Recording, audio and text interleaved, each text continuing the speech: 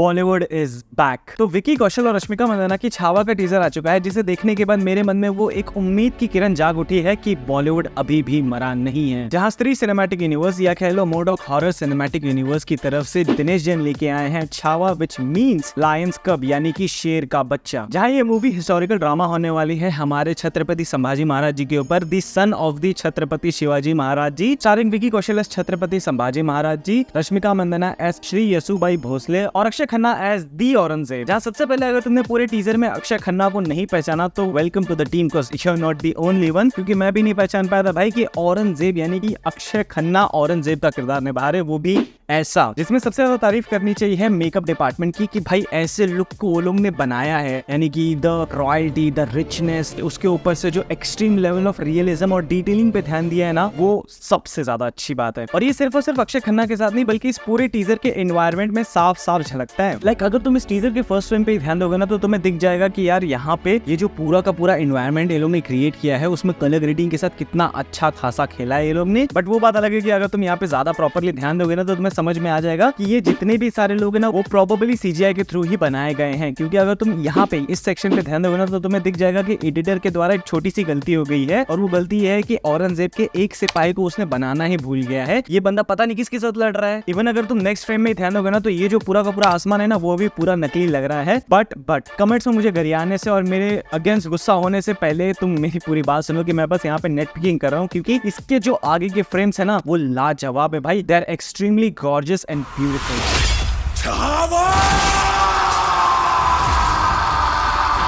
लेकिन यार इस पूरे सीक्वेंस को देख लो ना जो कि टीजर में दिखाया गया है कुछ ही फ्रेम्स के लिए, लेकिन भाई एक एनर्जी ही फील होती है, एक जो अग्रेशन है ना जो इंसान के अंदर ऐसे पर्टिकुलर सिचुएशन पे दिखना चाहिए वो डेफिनेटली दिखता है। और यार उसके लिए तारीफ करनी चाहिए विक्की कौशल, भाई इस बंदे की परफॉर्मेंस लाजवाब।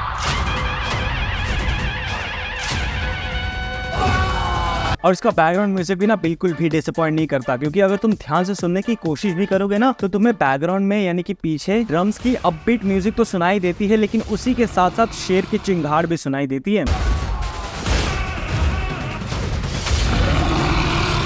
यहाँ पे फर्स्ट टाइम देखने के बाद मुझे ऑनेस्टली अक्षय कुमार की केसरी की याद आ गई, लेकिन वो अपनी टर्म्स में अच्छी थी और ये अपने टर्म्स में कमाल है।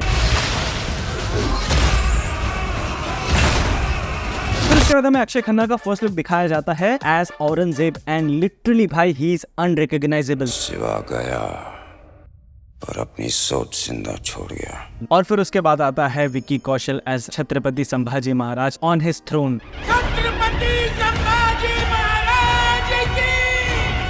और लिटरली यार ये सीन देखने के बाद आई फील लाइक कि सिनेमा के अंदर वो पोटेंशियल है कि पुराने समय को ही ना एक तरह से वो लोग वापस ला सकते हैं, एक तरह से हमें दिखाने की वो जान डाल सकते हैं अगर उसके अंदर डिटेलिंग, रियलिज्म और वो फील भर दिया जाए। और उसका एक बेस्ट एग्जांपल जस्ट हम लोग ने आज विटनेस किया है। अब देखो भाई इस छोटे से टीजर से ना हमें दो चीजें क्लियरली समझ में आती है। पहली कि इस मूवी के साथ ये लोग ने जरा सा भी कॉम्प्रोमाइज नहीं किया है, मतलब छोटी से छोटी चीज पे लोग ने अच्छा खासा ध्यान दिया है। लाइक एक्टर्स की परफॉर्मेंस से लेके उनके ओवरऑल लुक तक, फिर उसके बाद डिफरेंट कैमरा एंगल से लेके साउंड डिजाइन और सिनेमेटोग्राफी तक जरा से भी कहीं भी थोड़ी सी भी कमी फील नहीं होती है। लाइक आगे ट्रेलर और मूवी जब आएंगे तब की तब बात करेंगे, लेकिन यहाँ पे जरा सी भी कमी फील नहीं होती, जिसकी वजह से सारी चीजें ऑन पॉइंट परफेक्टली फिट बैठती हैं और एक अच्छा फील देके जाती हैं। और दूसरी चीज जो सबसे इंपॉर्टेंट फैक्टर है वो है इस मूवी की मार्केटिंग करना। अब देखो इस बात को पहले अच्छे से समझ लो कि दिनेश जैन यानी कि मोडॉक फिल्म्स, जिन्होंने स्त्री यूनिवर्स या कह लो मोडॉक हॉरर सिनेमैटिक यूनिवर्स की भी मार्केटिंग की है, यानी कि उनको भी प्रोड्यूस किया है। तो यहाँ पे मैं ये पॉइंट इसलिए उठा रहा हूँ क्योंकि स्त्री के चलने का एक सबसे बड़ा रीजन था कि उसकी जो मार्केटिंग थी वो एक नेक्स्ट लेवल पे ही की गई थी, यानी कि उसकी जो भी मार्केटिंग स्ट्रेटजीज वो लोग ने यूज किए थे वो एक अलग ही लेवल पे किए थे, जिसकी वजह से मूवी एक अलग लेवल पे शुरुआत से ही कमाना चालू कर दी थी। और ये चीजें लोग छावा पे भी अप्लाई कर रहे हैं। लाइक सबसे पहले इसकी टीजर को थिएटर में दिखाना, फिर उसके बाद इसका एक सेपरेट लोगो अपलोड करना, फिर उसके बाद ऑस्पिशियस डे पे यानी कि राखी के दिन पे इसकी टीजर को रिलीज करना, वो भी इतना छोटा टीजर। लाइक इसे मैं एकदम परफेक्ट टीजर कहता हूँ। आजकल के टाइम पे नहीं कि भाई बड़े बड़े जो पिक्चर आते हैं उनकी तो 2.5 मिनट की सिर्फ टीजर्स ही रहते हैं जिनमें पूरी की पूरी कहानी बता देते हैं। तो भाई एज अ ऑडियंस मैं तुम्हारी मूवी देखने ही क्यों जाऊं जबकि तुमने पूरी कहानी पूरे ट्रेलर और टीजर में ही दिखा दी है। और यही काम